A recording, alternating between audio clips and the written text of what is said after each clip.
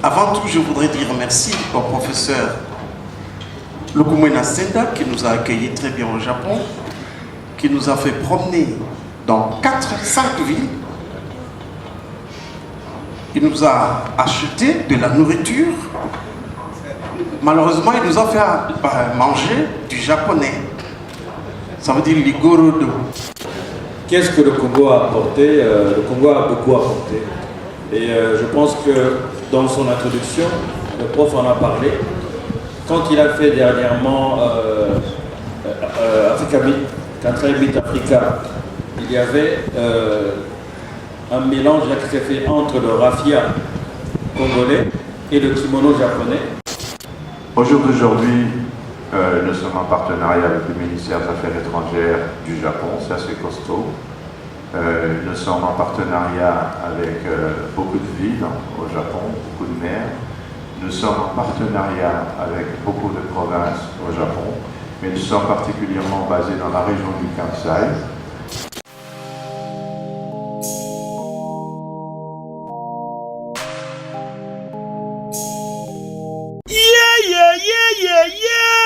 Ndeko ya Congo okota ba retraite kilikili kaka pote ozwa visa nyonso wana elela fwen visa ebimate tala agence ya sur oye ko sunga yo ozwa visa na yo ya kitoko yango yo Orso Traveling ezali agence ya voyage oyo ezali kosunga ba congolais makasi poto ozwa visa na yo joli kitoko na pete nyonso pe na kimia soki po ozwi visa na yo ba kosunga yo bango moko basaleli yo réservation ya hôtel pe réservation ya billet na yo ya bamboka lokola Kiba, Chypre, Turquie, Moldavie, Schengen, pena bamboka mususu. Tuna ngai nini? Ba oyo bakendaka na nzela ya Turquie, alinga kota na Grèce. Baleka na nzela ya mai, risque ba mususu kutu bakufa, batikala kokota pe Grèce yango te. Yango bango basi batimbela ndenge nini? Moto akoki kokota Grèce na facilité à partir soko zwi kaka visa. Ya mboka lokola Albanie, oyo ezali tout proche ya Grèce, soko koti kuna oza mobimba okokota kutu Grèce sans malanda. Na mbongo mukie lekete penza bango bazali kosunga batu ozwa visa ya kokende na mboka lokola Moldavie kuna soko zwi visa na bango ofandi kuna pendant 3 mois bakopesa yo permis de résident oyo ekosalake oza na possibilité ya kotambola na bamboka Schengen nyonso pe ozongi adresse eza kaka se moko Orso Traveling Agency ezwami na boulevard du 30 juin numéro 397 na commune na Gombe référence Kin Marché okozwa bango mobimba na niveau ya 2 fois T et mon loi.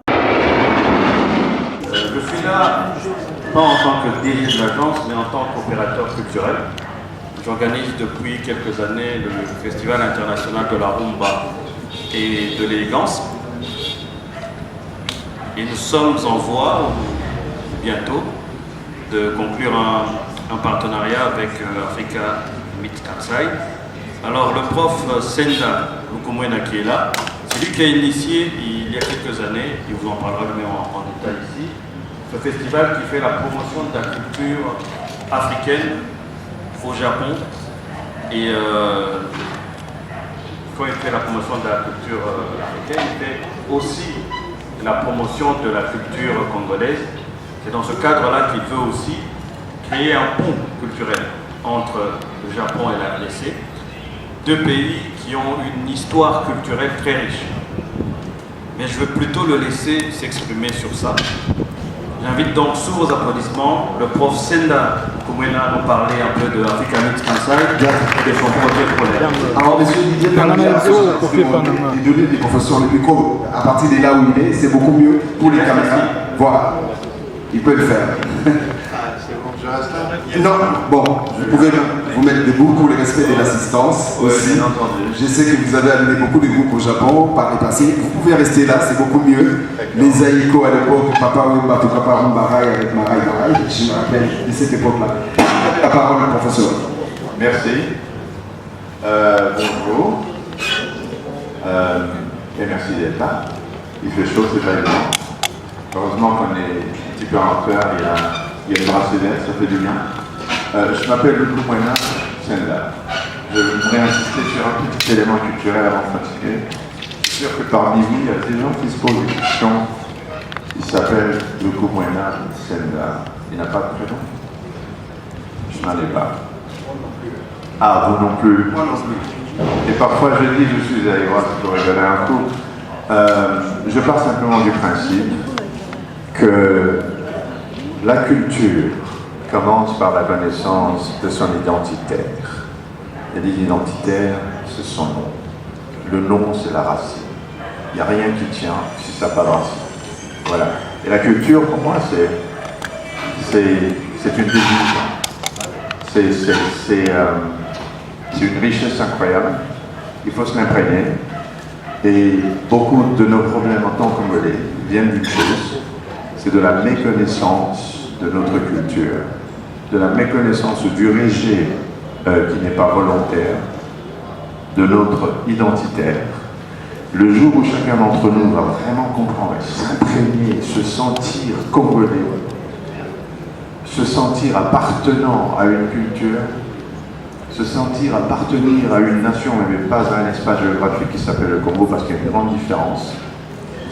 En ce moment-là, nous allons vraiment commencer à faire le grand pas. On va faire ce qu'on appelle en anglais le leapfrog. C'est un peu le saut de ça me reviendra.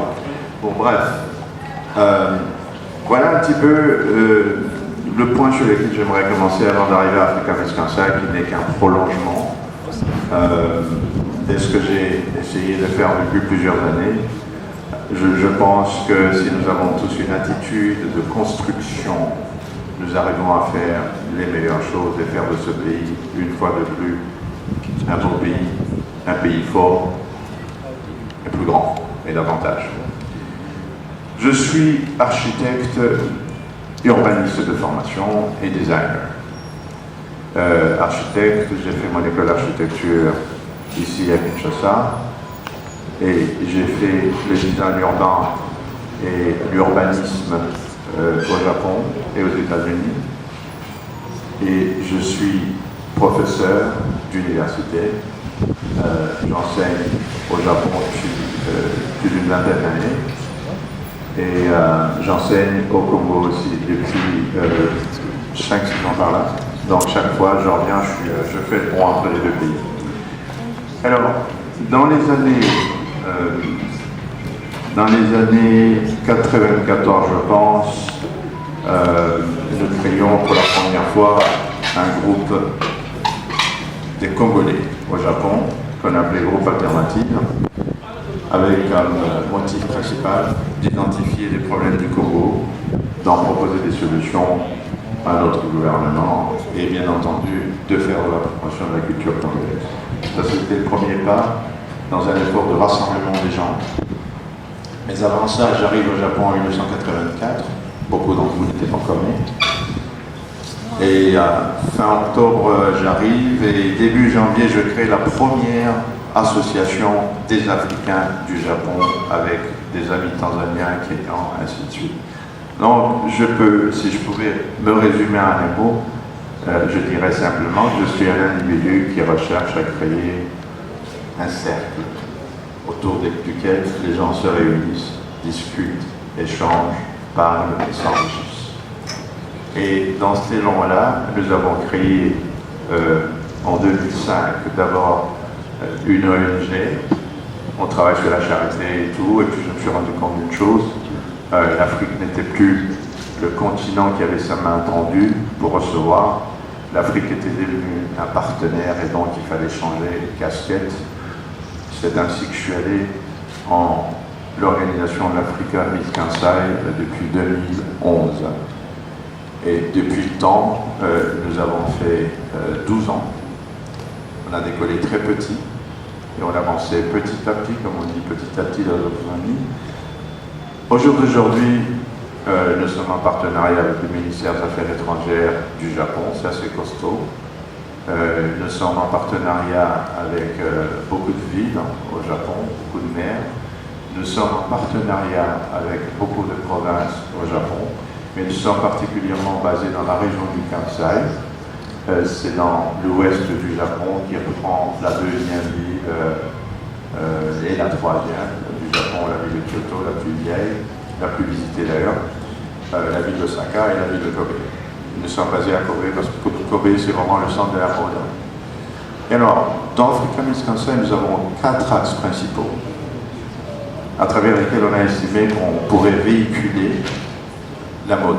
Et je veux dire pourquoi j'ai inséré la partie mode, alors que ce n'était pas tout à fait ce que je regardais au départ. Nous nous sommes rendus compte d'une chose, et beaucoup d'entre vous le savent, tous ceux qui ont fait un petit crochet en dehors du Congo, mais beaucoup plus particulièrement dans les pays occidentaux.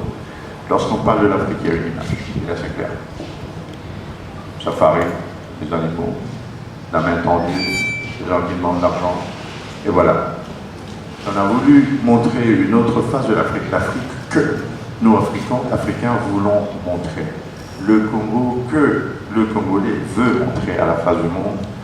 Et il n'y avait pas meilleur choix que la mode et la musique. Et donc, on a inséré l'axe mode et la musique dans l'axe qu'on avait déjà avant, qui était l'éducation, des communications, des conférences. On a inséré la partie artistique, l'artisanat plus particulièrement, parce que derrière justement l'art plastique qui est connu et étudié dans le monde entier, il y a la majorité de la partie artistique qui sort de l'artisanat. Et ça, c'est un élément que beaucoup d'artistes, et même je dirais même le ministère de la Culture, ne font pas particulièrement attention. Si on devait jamais dénombrer le nombre de participation artistique, vous allez trouver qu'il y a alors absolument la base, une grande partie des éléments impeccables, simplement des gens qui n'ont pas été privilégiés pour se retrouver dans des espaces, des publications où les artistes se retrouvent, et cette masse, elle est marginalisée pour moi, il fallait la récupérer et la mettre sur la plateforme dans une visibilité qu'il fallait, et donc on a choisi de commencer par l'artisanat, et c'est ce que nous faisons. Et ensuite, on prend évidemment la partie connue des artistes. Et enfin, on ne peut pas parler culture sans parler de la bouffe. On a inséré le module de nourriture africaine. Et voilà, donc nous avons donc la partie enseignement éducatif qui reprend les conférences à travers lesquelles on véhicule le message culturel du Congo, de l'Afrique, la mode qui le fait, les arts qui le font, enfin la nourriture. Voilà en gros ce qui est un peu plus Africa Miss Kansai. Et depuis le départ, on a fait venir beaucoup des jeunes, en fait. C'est par là qu'on a commencé. Si je peux citer un nom ici, il y a quelqu'un que beaucoup doivent connaître, Anado Kabika par exemple. Je l'ai prise à l'époque, elle avait à peine 18 ans.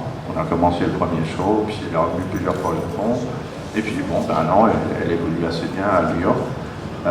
Il y a pas mal de gens qu'on a eu à promouvoir. En l'occurrence, pour le moment, il y a un jeune designer, mais qui travaille, qui est à un niveau beaucoup plus élevé, Meninguga. C'est certains d'entre vous ont déjà dû travailler avec lui dans le passé. Il est arrivé au Japon pour étudier la pigmentation du textile. On a eu une conversation et on l'a orienté un petit peu vers non seulement étudier la pigmentation, mais étudier le textile lui-même, comment arriver à la fabrication, donc partir des fibres. Et donc, si on va aux fibres, en ce moment-là, on ne va plus travailler tout à fait simplement dans l'impression, qui est l'élément sur lequel beaucoup de gens se mettent. Ça, par exemple, c'est l'imprimé.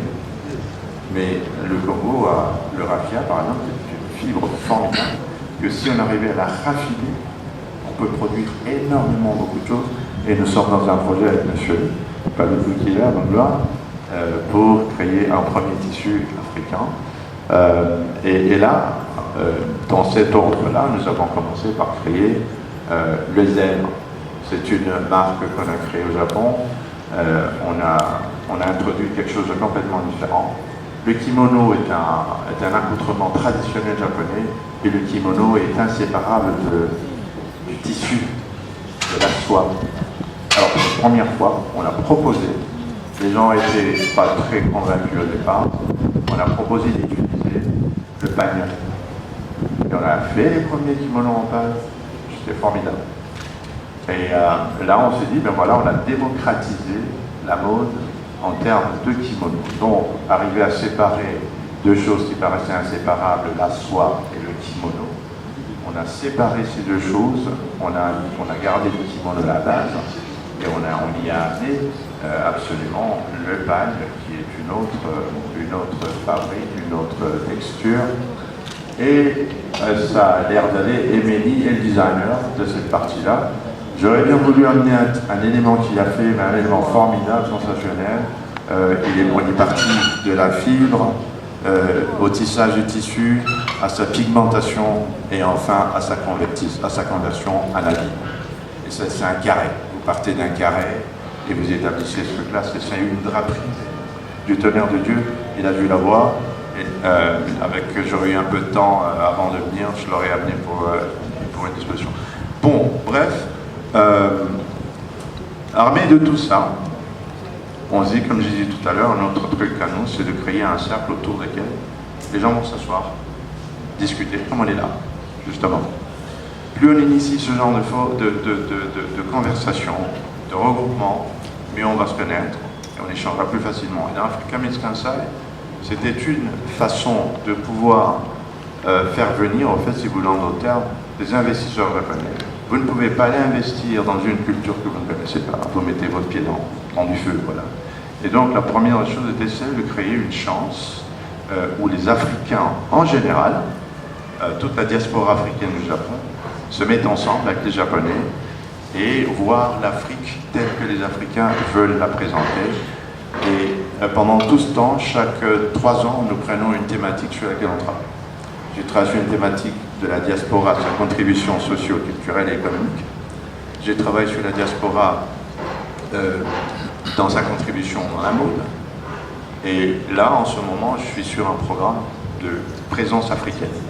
La présence africaine, pour ceux qui ne le savent pas, et tant mieux pour ceux qui connaissent l'histoire, donc au début du 20e siècle plutôt, au début du 20e siècle, il y a eu un regroupement, la présence africaine qui a été commencée par des Sénégalais, des Africains de souche, mais qui étaient éparpillés dans le monde, y compris les États-Unis.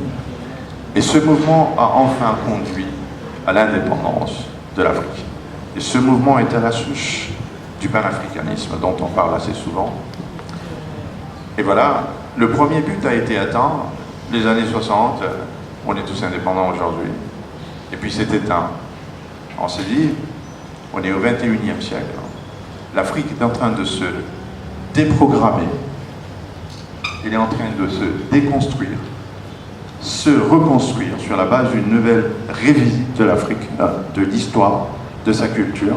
Et donc nous allons arriver dans une nouvelle présence africaine qui n'est pas la même que celle qui avait lutté pour l'indépendance. Nous allons créer une présence africaine qui, elle, est la meilleure de ce que l'Afrique, la meilleure des choses que l'Afrique peut apporter. Et nous travaillons sur cette thématique-là. En ce moment, nous sommes déjà à notre 3e année. Oui, nous sommes à la 3e année. Et il est temps que nous commencions à réfléchir à une nouvelle thématique pour l'année 2023. Et je pense qu'ensemble, on pourrait se mettre à réfléchir sur ces thématiques, d'autant plus que, après 12 ans, on s'est dit, il est temps de retourner à la source. Et donc, l'idée ici est de créer des partenariats avec ceux qui ont déjà un pied dans le pays, pour enfin ramener Africa Meets Kansai du Japon au Congo.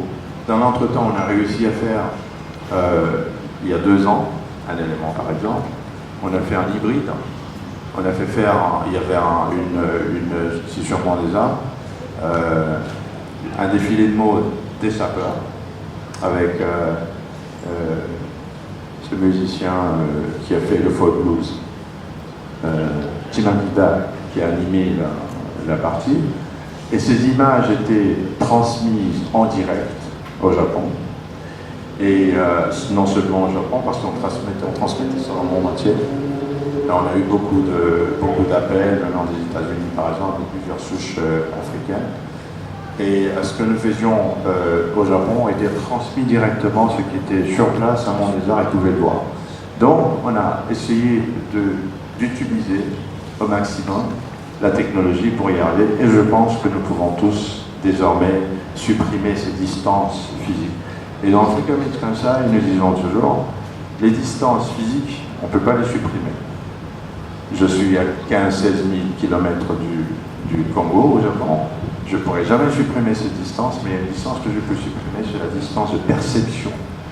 C'est la distance de comment j'interprète l'Afrique en tant que japonais et la manière où l'Africain interprète le Japon tout en étant l'Afrique. Je vais bientôt terminer ma présentation en vous donnant un exemple très fort, et c'est ce qui avait amené en fait à l'époque à ce que les Papa Wemba viennent au Japon, qui avait amené par la suite à ce que les Aïko viennent au Japon, ainsi de suite.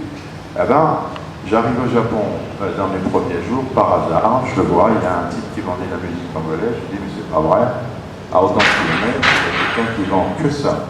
Formidable, je l'aborde, en parle, il est très intéressé, il veut venir au Congo. Je lui dis ben, mais il n'a pas de moyens. Je dis très bien, pas de souci, ce qu'on va faire, j'appelle les potes, ils vont te loger. C'est ce que j'ai fait. Il y a un ami qui avait des espaces, Martin Kaboala, un certain nombre d'humoristes. Donc il a accepté de les prendre, de les loger. Et alors ils ont joué avec Papa Wemba. Et parmi eux, il y avait qui parlait un petit peu de Lingala. Et là, ça a motivé énormément beaucoup de Japonais, des Congolais. Et alors, le chargé d'affaires de l'époque, M. Kobayashi, se rend compte de ça. Il dit, mais c'est pas possible. Nous, en tant qu'ambassade, on n'a pas pu faire ça. Mais 2-3 musiciens japonais arrivent au Congo, ils ont cet impact. Eh ben, je fais venir Papa Wemba. Nous le voyons, il dit, je vous promets, le jour où je rentre au Japon, je fais venir Papa Wemba. Et il a exécuté sa promesse. Pourquoi? Parce que je me suis rendu compte plusieurs fois que le Parlement n'est pas connu du milieu des artistes, où les artistes n'utilisent pas le Parlement. Parce qu'il y a des volets. Dans l'entrepreneuriat, il vous arrive d'avoir le blocage. Vous avez tout, vous montez les bons plans et vous allez auprès du ministre de la Culture. Et le ministère de la Culture pleure comme vous. Donc ça veut dire qu'il y a quelque chose qui manque au ministère de la Culture qui est ailleurs, c'est au ministère de métier professionnel, tout ce qui est art et tout ce que vous voulez. Et il y a aussi un ministère d'entrepreneuriat. Est-ce que faire de l'art, c'est entreprendre ou c'est pas entreprendre? C'est les artistes sont des entrepreneurs par essence. Et quand on dit moyenne et entreprise dans ce pays, c'est fou principalement. Parce que, le professeur venait de le dire, nous avons 60% naturellement, sans étudier, d'impacter dans ces domaines culturels, à l'interne comme à l'extérieur. Donc, il faut une ouverture avec le Parlement pour permettre à savoir quand est-ce que le gouvernement agit. J'étais dans un show de mode où j'ai entendu des gens présenter, on n'est pas soutenu par le gouvernement, ça c'est quel gouvernement? Et tout, j'ai dit, mais voilà, ça y est. Le mois qui vient de se passer, c'était des mois de préparatifs du budget. C'est là-bas, d'abord, il faut vous faire agréer, il faut que vous soyez connus. L'État n'agit qu'auprès des gens qui connaissent. Dans le football, vous pouvez jouer comme vous voulez. Si vous n'avez pas une licence, vous ne jouez pas dans une équipe qui est connue, vous n'aurez jamais de substance. On ne vous connaîtra jamais. Vous n'allez pas jouer dans des championnats. C'est pareil avec nous aussi. C'est vrai que vous êtes très avancé par rapport au cadre où vous vous présentez. Parce qu'aujourd'hui, il faut un micro, il faut un podium, un plateau, soit on est reçu comme artiste, soit on peut aller égayer les gens dans une manifestation. Mais toutes ces choses-là doivent être régulées. Et c'est régulier. Il y a la loi, il y a le règlement. Ça peut être un peu plus vieil que le monde, mais depuis l'époque antique, coloniale, chez nous ici, c'est un domaine qui a été régulé. Donc, je disais, il y a quelques temps, le budget était déjà conçu pour les gens qui sont reconnus, soit du côté entrepreneuriat, soit du côté profession et métier pour les gens qui encadrent, soit du côté du ministère même des affaires, c'est pas moi, culturelles. Côté culturel. Mais maintenant, cette période passée, si vous n'êtes pas recensé, c'est difficile pour eux. Parce que maintenant, là, on commence déjà les études sur le budget. Combien parmi vous ont approché le ministère pour déposer leur programme annuel de l'année prochaine? Impacté avec chiffré, comme je peux dire. Peut-être que vous tous, bon, si c'est vous tous, bravo. Vous allez nous donner des rubriques et on va vous soutenir. Parce que c'est après eux, ça vient maintenant au Parlement. Et c'est au Parlement qu'on va discuter rubrique par rubrique. On peut améliorer si nous estimons qu'il faut un festival à la hauteur de la République. Si on dit $1 million pour un festival, on peut pousser ça à 5, à 6, à 10 millions, selon que la production est là. Et le retourner, c'est la même chose. Chaque fois vous demandez ce que l'État peut faire pour vous, mais pendant que vous êtes des entrepreneurs, c'est sur vous qu'on peut gagner. On me raconte qu'il fallait il a dû vendre 50 exemplaires, 50 000 exemplaires. 50 000 multiplié, je ne sais pas les taux et à combien, le montant. L'État doit avoir gagné peut-être 15%. Si on prend le TVA chez nous, c'est 14. 14% de 50 000 au montant, pour la taille du montant. Si c'est $10, la pièce ou quoi. Donc ça, c'est le recette que l'État réalise. Pour un artiste, 2, 3, 4, pour 100 millions d'habitants, je pense que ça, c'est qu'un domaine que je présente. Dans toutes les maisons ici, les tableaux viennent de la Chine. Par contre, la Chine n'a pas ces paysages dont le monde a besoin de voir, le paysage du Congo. Notre baobab, là où peut-être si on n'a pas l'occasion de le voir, les troncs de cet arbre, des diamètres, je ne sais pas, vous pouvez trouver pour 20 mètres. Donc, ça, il n'y a qu'au Congo qui pouvez voir ça. Mais si vous avez ça dans des tableaux, vous pouvez vendre le monde. Nous allons donner la parole à la presse. Avant cela, les conseillers avaient un mot, Magloire Paloukou, en rapport avec cet événement Africa Meet Kansai, Sourire des femmes, en collaboration avec Africa Meet Kansai. Vous avez le micro. Bien. Bonsoir. Je pense que je vais mettre là.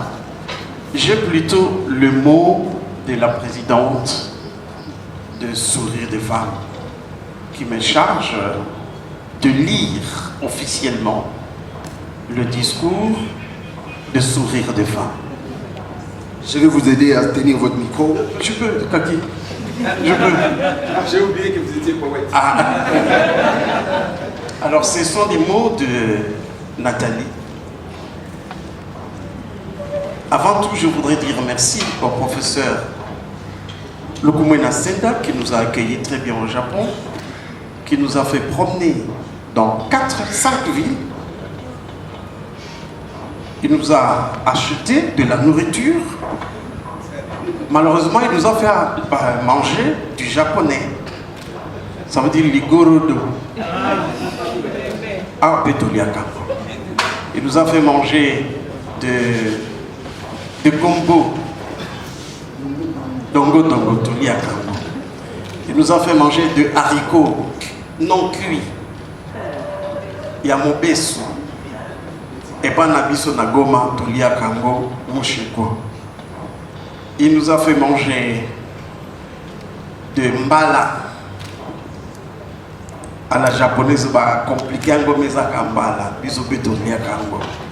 Il nous a fait manger du riz.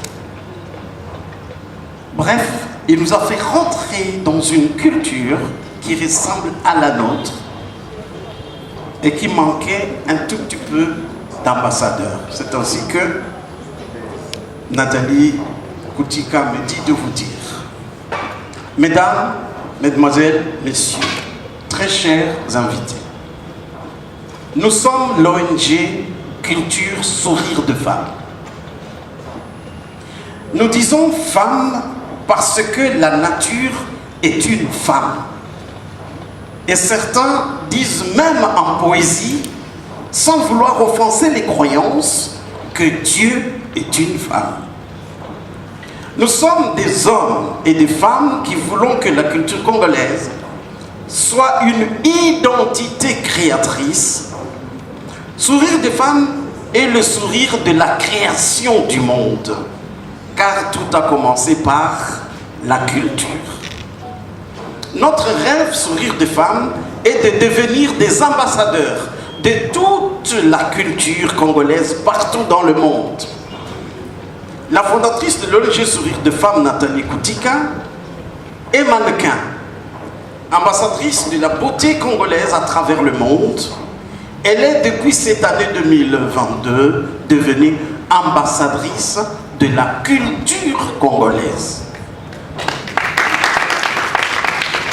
Notre vision est de donner aux 10 arts de la culture un sens de représentativité par une diplomatie culturelle congolaise grâce au soutien du privé et de l'État congolais.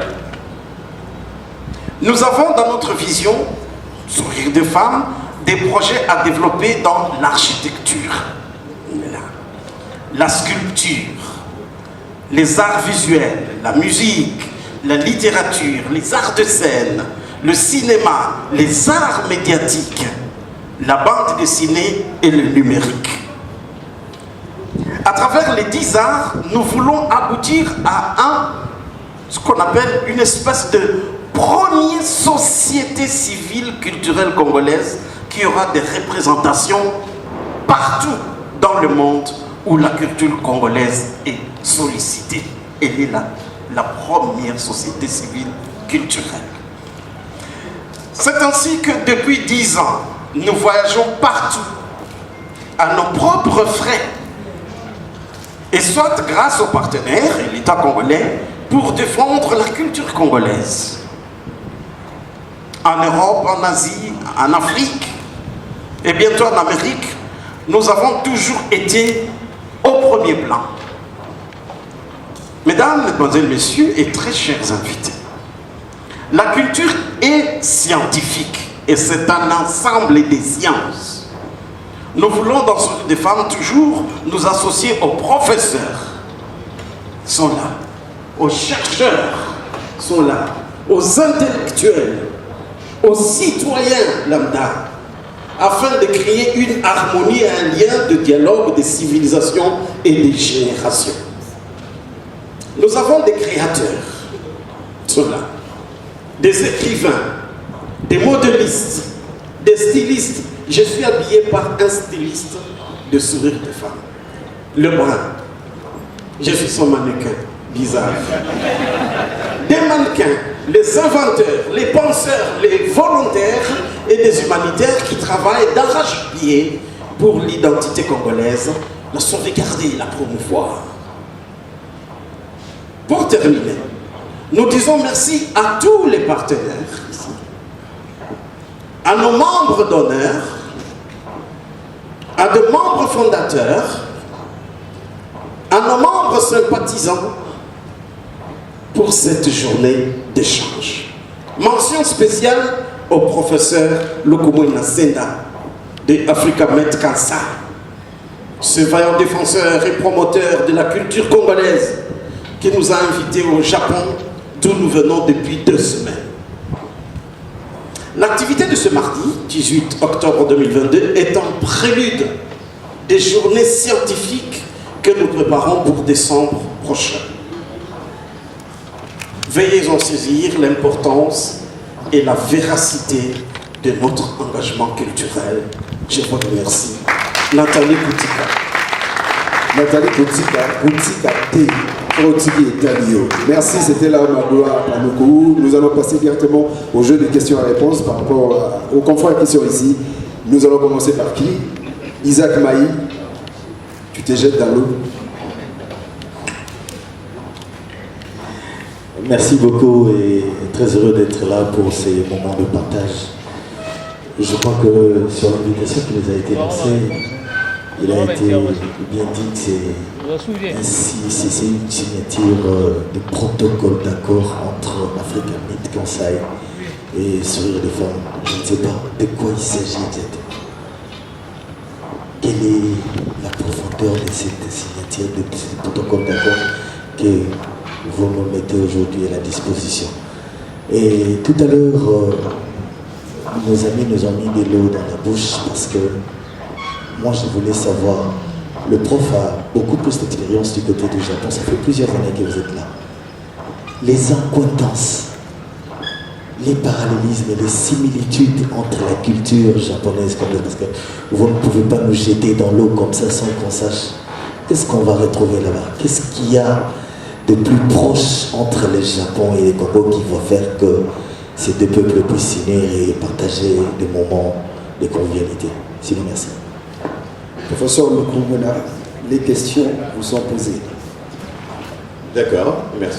Très rapidement, je vais répondre à votre question. Merci de me l'avoir posée. Africa meets Kansai, j'aimerais d'abord définir très rapidement ça. Le Kansai, c'est la région la plus vieille du Japon, culturellement parlant. L'Afrique, c'est la plus vieille terre du monde. Donc nous avons déjà deux premiers éléments qui font la base. Ensuite, un partenariat, il se fait entre deux individus qui n'ont pas la même chose et qui se complètent. Et vous l'avez très bien dit, j'ai plus mes pieds au Japon, des accointances au Japon, et ce rire de femme a plus au Congo que je n'ai. Ça constitue l'élément du pont. Donc, on a des éléments qui s'attirent. Nous menons le même combat. Et par conséquent, comme on le dit assez souvent, l'union fait la force. Et tout à l'heure, je disais de créer un cercle à tout moment autour duquel les gens vont se mettre ensemble pour pouvoir travailler. Et si on se met ensemble, eh ben, déjà rien que ce fait-là, on aura associé nos différents cercles, on aura associé nos différentes affinités, et on aura fait de la force. Du point de vue du contenu, nous sommes tous dans la mode, on est tous dans la nourriture, on est tous dans la gastronomie, on est tous dans la création artistique. Et par conséquent, il y a tellement d'éléments entre nous qui vont faire que nous ferons quelque chose de beaucoup plus fort que si ce rire de femme le faisait indépendamment, que si Africa Meets Kansai le faisait indépendamment. Voilà en gros le contenu de ces partenariats et celui de renforcer les capacités pour faire radier davantage le Congo à travers le monde. Isaac, tu as oublié tout à l'heure de te présenter complètement. Qui nouvelle 4, Isaac était là. Est-ce qu'il y a un autre confrère qui voulait poser la question? Bientôt on va clôturer, on va finir. J'ai vu beaucoup d'artistes. Un clin d'œil particulier à Freddy Lecolé. Et je ne t'ai pas vu il y a longtemps. Merci, c'est une très bonne question. Qu'est-ce que le Congo a apporté? Le Congo a beaucoup apporté. Et je pense que dans son introduction, le prof en a parlé. Quand il a fait dernièrement Africa Meets Africa, il y avait un mélange qui s'est fait entre le raffia congolais et le kimono japonais. Et il est en train de parler de cette possibilité de transformer ce raffia et de le rendre exportable. Moi, je n'ai aucune inquiétude par rapport à la culture congolaise parce que c'est une culture qui est exportable dans tous les coins du monde. Il suffit juste de pousser les opérateurs culturels. Je le fais en tant que privé. Je me rapproche de Kansai Meets Africa pour dire comment nous pouvons aller les appuyer de manière à faire de ce pont culturel au niveau du Japon. Il y a beaucoup de choses à faire, à présenter. On parle de textile, on parle de raffia, mais il y a d'autres formes de tissus ou de travail du bois, du travail des peaux qui peuvent se faire dans ce genre d'échange. Il n'y a aucune inquiétude à mon avis à ce niveau-là. Il faut juste qu'il y ait un appui tel, pas seulement financier, c'est aussi que ça puisse cadrer dans ce cadre de politique culturelle qui dit quels sont les produits culturels congolais que nous devons vendre en premier, comment nous devons les vendre et comment nous allons faire la promotion. Allez dans les ambassades de la RDC à travers le monde, il n'y a même pas de représentation culturelle. Je le dis ici avec tout le respect au directeur de cabinet, le ministère de la Culture devrait déjà avoir dans son enceinte une présentation même d'un échantillon de ce que nous faisons du point de vue culturel. C'est comme si on avait peur de vendre notre culture. C'est comme si on avait honte d'une culture qui pourtant est millénaire et très riche. Je ne dis pas qu'on doit se balader en raffia ou autre chose. La culture, on la porte d'avoir en soi. Mais moi, en tant que privé, je fais ce qui est possible selon les moyens que j'ai. À un certain niveau, il y a besoin d'un appui. L'honorable disait tout à l'heure, nous présentons par exemple un budget pour un événement qui se tient de manière récurrente depuis plusieurs années. Il faudrait que ce genre d'événement qui fait la promotion de notre culture, pas seulement ici, parce qu'on fait aussi, par exemple, du voyage en Côte d'Ivoire pour parler du festival, on peut aller dans d'autres pays. Il faut qu'il y ait dans le budget de l'État une ligne inscrite où on dit voici des événements qui ont déjà fait leur preuve parce que ça fait 4 ans, 5 ans qu'ils existent et que le gouvernement appuie ces événements-là. Du point de vue international, un événement comme le festival du cinéma, le FESPACO au Burkina, est reconnu par le gouvernement burkinabé, ce qui fait que si on veut même aller chercher du financement à l'international, étant donné qu'on est reconnu par l'État, même si l'État n'a pas une ligne budgétaire à ce niveau-là, les opérateurs culturels ou entrepreneurs culturels peuvent aller faire appel à ces financements internationaux qui parfois traînent. On m'a même dit parfois qu'il y a des financements qui viennent et qui repartent sans que les musiciens ou les artistes puissent en profiter. Donc c'est un peu toutes ces questions-là, on ne pourra pas en débattre ici parce qu'il faut vraiment un débat de fond, comme vous le dites. Et là, on a peut-être plus de temps d'en discuter. J'aimerais bien ajouter un petit détail en réalité, pour répondre à la question, quelle est la contribution? La contribution, elle est forte. Mine de rien, c'est un élément qu'on ne comprend pas. C'est ce qu'on appelle par moment soft diplomacy. Le fait de l'existence d'un Congolais dans un coin et le fait de faire une activité culturelle congolaise, en réalité, c'est une contribution absolument importante. Et c'est vraiment le tout premier élément qu'il faut reconnaître en termes de contribution des Africains. Mais l'honorable a si bien dit, qu'est-ce qui manque pour qu'on arrive à cela? C'est simplement l'éducation sur l'entrepreneuriat, le rapport, la connaissance, le fait de savoir qu'il y a des institutions en fait et que les budgets se préparent au moment X et qu'on doit travailler pour être en ligne avec le budget qui venait d'être préparé parce qu'on a l'information. Et cet élément manque au Congo parce qu'il y a un manque d'éducation en entrepreneuriat.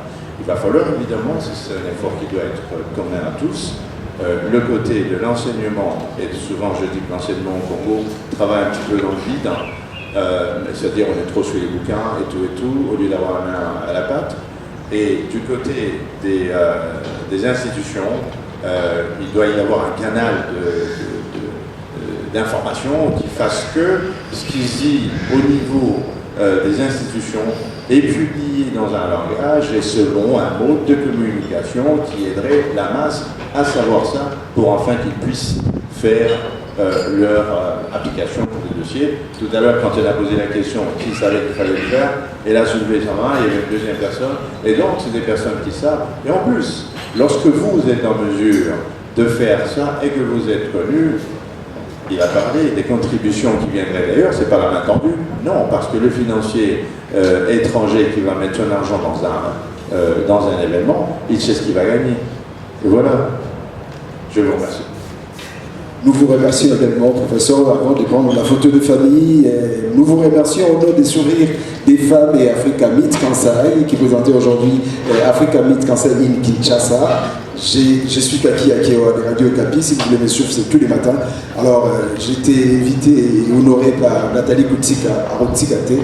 Donc, la manifestation est terminée. Nous pouvons applaudir pour nous-mêmes.